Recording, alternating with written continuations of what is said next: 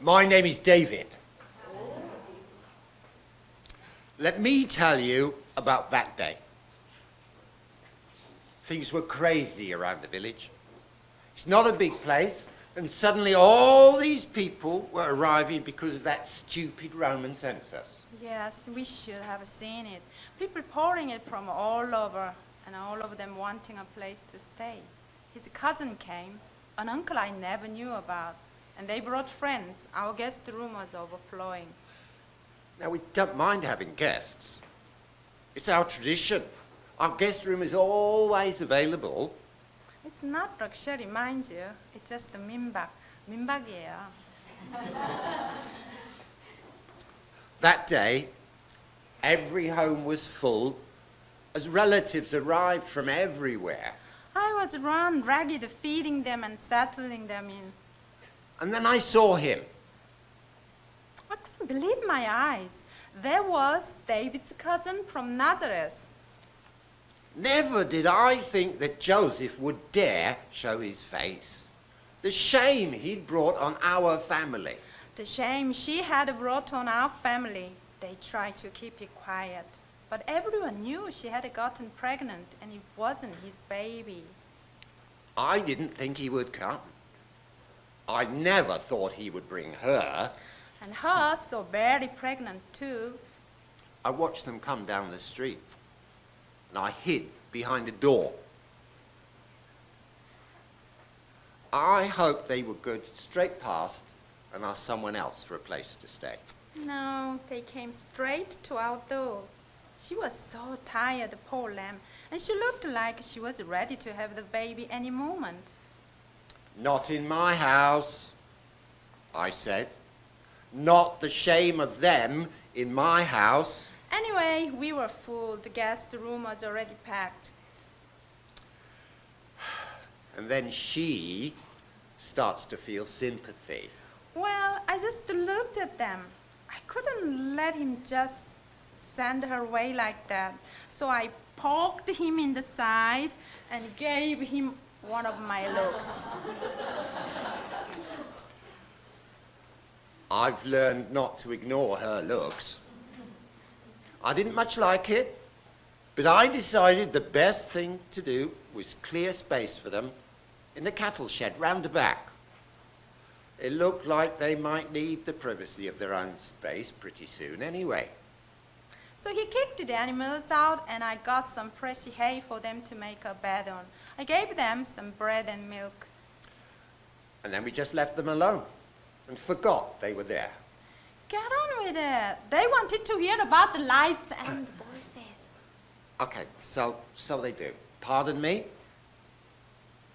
Well, let me tell you about that night. I locked up the house just after the sun went down, as normal. Not long after that, all the talking stopped. And before long, there was just the sound of snoring. We were soon asleep along with everyone else. I was woken up not long after when the sun came up. It was so strange. We knew we hadn't been asleep long. It wasn't time for the sun to come up. The rooster hadn't crowed. But it was as bright as day. I looked out the window and I could see what looked like the sun sitting right on top of those hills, just there. We both saw it. It was impossible, but we saw, shining bright as day. And then I heard the voice coming from the hills. Well, actually, it was coming from the sky above the hill. I couldn't make out what it was saying, and then it stopped. That's when the singing started. It was so powerful. Like the voice of angels. You've never heard such singing. So gentle and loving at the same time. It was the strangest, most beautiful thing I have ever experienced. Then it just stopped, and the light rose up into the sky and disappeared. The feeling stayed after the light left. A strange peace. I felt different. I remember looking at her and being surprised at how beautiful she was. It was as though I'd never properly seen her before. I felt it too. It was as though our happiness has bloomed.